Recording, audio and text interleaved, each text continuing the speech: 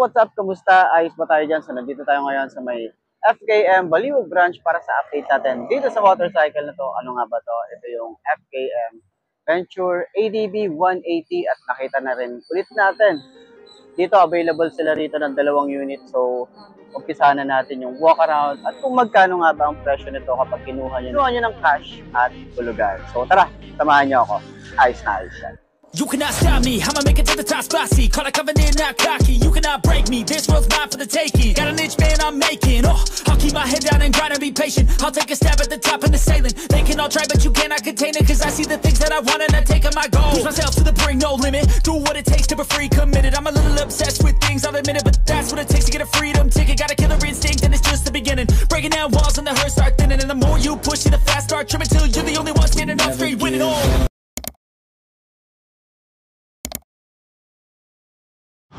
So yun nga mga best, no? Ayan, nakita rin ulit natin itong Venture ADB 180 ng FKM. So available po rito na 2 unit. Meron silang kulay black and then meron naman dun sa loob na kulay white naman. So unahan na lang din kayo kasi nga medyo nabubulol-bulol pa, no? Unahan na lang din kayo kasi nga medyo mabilis maubos ang ganitong motorcycle na FKM. So ito yung mabenta ngayon na ADB. So sulit ka na rito kasi nga sa features pa lang and specs pa lang, full package na to. So umpisa na natin yung walk around. Tara. So ayun na nga, meron tayo ritong adjustable windshield. Clear naman siya. So yung iba nagpapasadya pa, pinapa smoke type pa to eh. Pero yun na nga, adjustable, hinihila lang din naman to. Ayan. So yun yung pinaka mataas niya. Kagandahan naman kasi dito, yung taas na itong windshield natin eh hindi bugbog masyado yung ating helmet. So madali lang din siyang itaas baba. Okay, kasi inaano lang siya, hinihila lang to, tapos pwede niya ibaba, 'di ba? Kabilaan hinihila siya. And maporma talaga yung datingan ng ating headlight. Ayan. So naka-projected valve tayo rito, 4 naman 'yan. Meron tayo ritong park light. So i-on nga pala natin para makita natin yung ilaw. Okay, on natin. Pero ito na nga pala yung ating panel gauge. Ayan, unahin na natin yan. Okay, so makikita natin dito TFT display, malaki yung kanyang size ng kanyang TFT. Ayan, so naka-hazard tayo ngayon. Meron tayong ABS, yung kanyang temperature. Ayan, dito sa side meron siyang F mode, S mode, siguro yung eco mode, tapos sports mode, tapos meron siyang idling stop, 'di ba? So speedometer, odometer, yan, RPM meron din sa taas. Check engine, traction control, battery, clock nandito sa taas. Ayan, ito battery to eh. Ito pala fuel gauge, tapos yung battery. Ayan, so yung kanyang odo, yan trip meter, tapos kapag tatanggalin niyo yung ating traction control, eh kailangan i-press nyo muna to, itong set. Yan, dyan nyo rin siya masiset yung mga kailangan nyo iset dito. Tapos pag may problema yung ating bike, yan, long press natin yung set, and then makikita natin to, makita natin yung set. Okay, my moto, ayan, meron siyang version, ano yung version nya, information dun sa motorcycle, maintenance, QR code, tapos return, and then clock. Dito kayo magpo-format. Okay, siset ng mga clock or mga clock and all. Nagsiset ng clock. And then pwede kayo mag-diagnose dito kung ano nga ba yung problema ng ating motorcycle para at least meron tayong idea bago natin dalhin sa kasa. 'Di ba? Ma-diagnose na natin. So alam na natin yung kailangan natin sabihin sa kasa. Ayan. So back na natin. So ayan ang itsura niya. Okay? So balik tayo sa kanyang park light. Ito yung side na to. So mag-on lang yung ating ilaw kapag nag-start na tayo ng engine. So ito naman yung animation ng ating signal light. So ayan, maganda yung tsura, 'di ba? Maganda yung kanyang animation. And then sa tail light naman, pakita na natin para bago natin i-off. Ayan naman ang itsura ng ating tail light. Ayan, malaki din ano. Ito yung pinaka park light and then ito yung pinaka tail light. So kapag press niyo yung brakes, ito yung iilaw. Okay, signal light natin dito. Yan din yung animation niya, and then may plate light din tayo rito. So, dito naman sa side, itong ignition niya, so naka-steady lang yung kanyang ilaw. And then, ito nga pala ay keyless na may susi. Ayan, ito yung keyless niya. Pwede nyo gamitin yan. Ito rin naman yung susi. So, in case na ma-lowbat yung ating remote, ayan. So, meron din tong isa. Tinanggal lang nila. Okay, meron din tong isa. Ayan, press nyo lang yan. Makikita nyo na yung susi. Ganito yung itsura niya. So, ayan. Okay. Sa kanya namang telescopic fork, maganda rin, tsaka malaki. Naka-wide spoke din tayo rito. And then, ang ganda ng itsura, oh.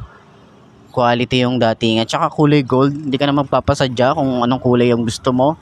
And then, yung size ng gulong ay 110, 80 by 14. So, ready na sa off-road.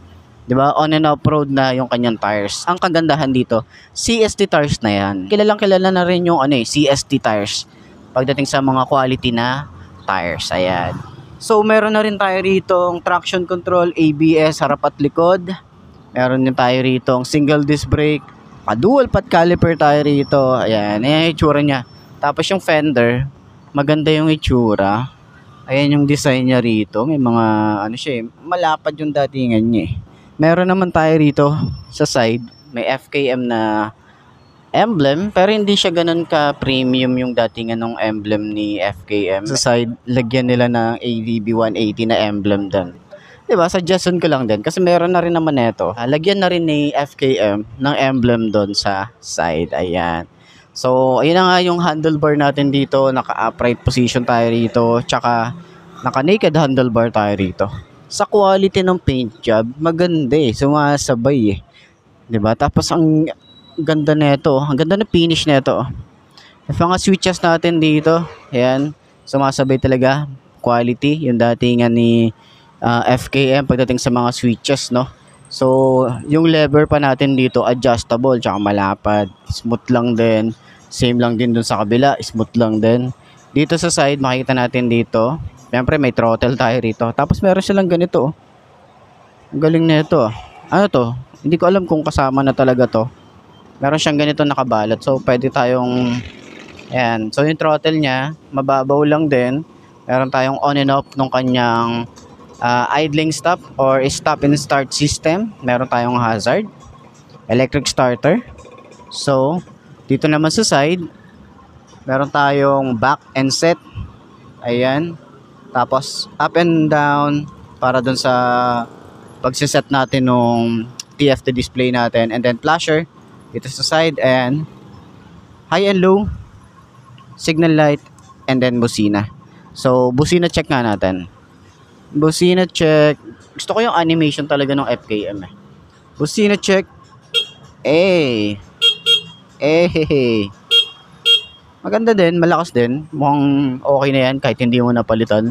'Di ba? Pero sa aftermarket, marami naman tayong may bibili na talagang mas malakas pa. So, sa baba, meron tayong fuel and seat. Dito na rin binubuksan. Try natin buksan yung ating fuel. Okay. Ayan. So, napansin natin dito, malalim yung kanyang cup. Ayan. Kita natin yan. Malalim. So, kung nagtatanong kayo kung mapapasukan ba siya ng tubig, hindi po. Napakalalim po niya. So, maganda rin yung cup niya. Yung itsura. 'Di ba? Meron din tayong side pocket. Ito naman ang itsura niya. So, pinipress lang din yan. Yan, malalim din. Pwede tayo maglagay dito ng mga gamit. And then, meron tayo ritong USB charging port. Ayan. So, ready na yan kapag meron tayong mga gadget tayo na kailangan nating i-charge habang nasa biyahe tayo. Safe naman siya. Okay, wag lang tayo mag-iiwan ng gamit sa parking dahil nga wala siyang lock. Okay? So, pagbaba natin, malawak din yung kanyang floorboard or yung ating position ng ating paa rito. So, meron tayong cruiser position, standard position, and then meron yung padding. Ayan o. Maganda rin yung padding niya. So, medyo ano lang talaga. Baka kunin ng iba, di ba? Mabilis siyang matanggal. So, sa side naman, yung design niya, napaka-brusco talaga. Ang ang macho nung dating motorcycle na to. Ang daming pakanto na design, di ba? And yung ating foot pegs para sa angkas, maganda rin, tsaka malapad. And solid yan, 'di ba? Naka-radiator tayo rito or naka-liquid cool tayo. Maganda yung ating cover para dito, and then yung ating tambucho, isa sa mga nagustuhan din natin dito. Kasi nga pataas na siya. So kahit ilusong ito sa baha, eh hindi siya basta-basta mamamatayan, okay? So meron din tayong harang dito. Medyo maliit lang yung harang pero goods na yan para at least hindi masyadong matatalsikan ng putik yung likod. Ayan. So meron tayo rito tire hugger, and then yung ating shock dito ay may baso. Ayan, maganda na rin yung ating shock na nilagay dito. Ayan, naka dual shock and then adjustable. And naka single disc brake, naka single pot caliper, naka wide spoke din tayo rito. Yung size niya rito ay 130 70 by 13. So maganda na rin yung tires niya. Ready pang off-road na yan. Gaya ng ating plate, tapos may reflector na rin yan side by side. Malapa din yung ating fender, and yung ating panggilid ang laki, stylish din yung datingan niya. And then meron tayong FKM, may FKM din tayo rito na naka-emboss. Wala tayong kickstart dito, ayan, pero meron tayo rito side stand kill switch. Ayan, so upuan, napakaganda ng upuan niya, sobrang lambot, sobrang ganda nito sa long ride. Ayan, so meron tayo rito parang two-tone yung dating niya. May mga stitches dito. Sa OBR din, napakalambot ng ating foam, tsaka malapad. Para na rin siyang naka-hydraulic seat. Ayan. So, meron siyang extension para at least mas maluwag, 'di ba? Pag kumukuha tayo ng gamit. And malawak yung ating compartment. Tingin ko kasya dito full face. Tingin ko kasya dito. Tapos may space pa tayo rito. And dito nga pala yung ating battery. Ayan. So pina-activate natin kanina. Kalabos. Siguro additional dito, ilaw. Kapag nasa camp tayo or kailangan nating kumuha ng gamit nasa gabi, eh meron tayong ilaw dito para at least dun sa support ba, 'di ba? Ayan. So, ganyan ang itsura niya, and then ready na nga rin pala to para sa ating top box. Napakaganda rin ng kanyang paint job. Kita nyo naman yan. Pag tinatamaan siya ng sikat ng araw, eh, yung ano niya, yung may glitter effect pa eh. 'Di ba? So, ayan. Para dun sa lahat ng mga gustong kumuha ng mga ganitong motorcycle, eh, puntahan nyo na lang dito sa FKM Baliwag. And then, sakyan na natin to. Ay, shit. Get ready to fight and be ready to kill.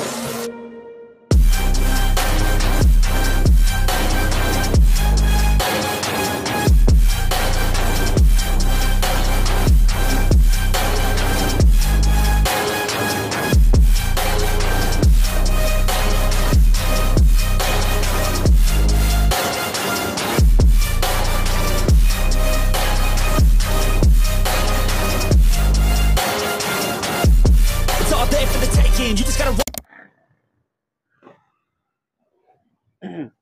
So, yun na nga, upuan natin itong FKM Venture ADB 180. So, last time nakapag-test ride na rin tayo nito dun sa may Mototown. So, ngayon upuan natin ulit para at least mabigyan ko kayo ng reference para sa 5.2 na kagaya ko kung ano yung tsura natin dito.